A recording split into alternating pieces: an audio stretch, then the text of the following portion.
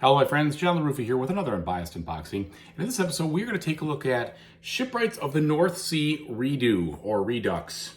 I don't really know how to say that. It's supposed to be like a fancy way to say redo, or is it really just Redux? I don't know. Anyway, let's take a look.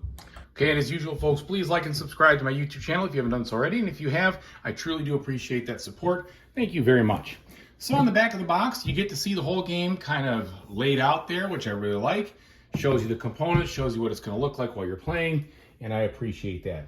And it's a big box, which is kind of funny, which I'm fine with, by the way. No matter what, no matter how it fits, I'm glad it's a bigger box than it needs to be, because some of these boxes from Garfield games have been ridiculously small, and that makes it very hard to pack them up. So I'd rather have a big box, not complaining. But I am laughing because it is such a big box, and on the back, it looks like the smaller games, much smaller than like, you know, some of the other West Kingdom games, for instance.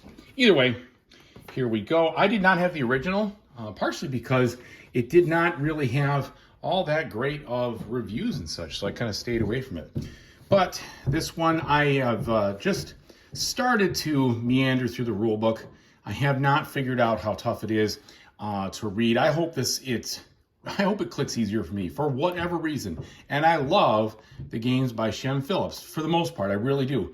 But I always have a time and a half trying to get through and understand the rules. So hopefully that's not a situation with this one. But man, did I struggle with Scholars.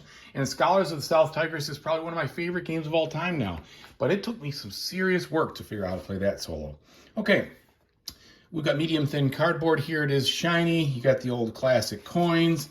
And I've got some of these other tiles that I don't know what these may be for this, that other like expansion you can play with the different North Kingdom stuff. I'll put it that way. So it looks like they needed to make the box this big to fit these in, which is totally okay. I'm all right with that. So you have these long player, what looks like kind of like tableau or places to put your cards. There are 5 of these. They're all the same. They are double-sided, but I don't see a difference on the sides.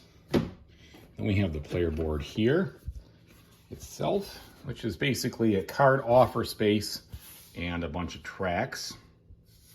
All right. And then the components. So we have plenty of room in the box, which is good. So I'm sure these cards are going to fit in sleeved, which is also good. It looks like there's plenty of room for that. Looking at our wooden components, I'm going to expect they are very similar to all the other types of recent releases from them. Yep, the gold looks just like the gold. The stone looks just like the stone.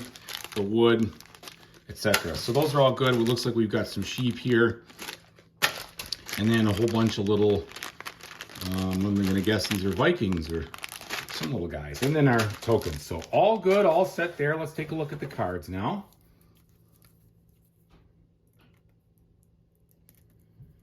See the quality of these.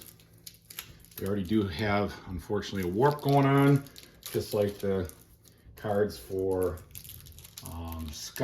for Wayfarers of the South Tigris. Those had a decent warp. So did the Scholars ones. Unfortunately, it looks like the same thing. But the artwork looks nice and bright. The icons of which you know what it costs, what you get, and everything else they stand right out. So far, I really like the way they all look. They look fun.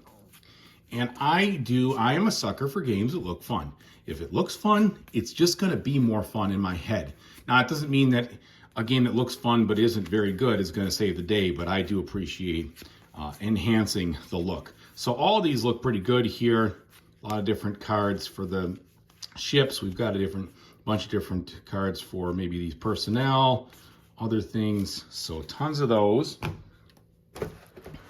Let's take a look at this deck here.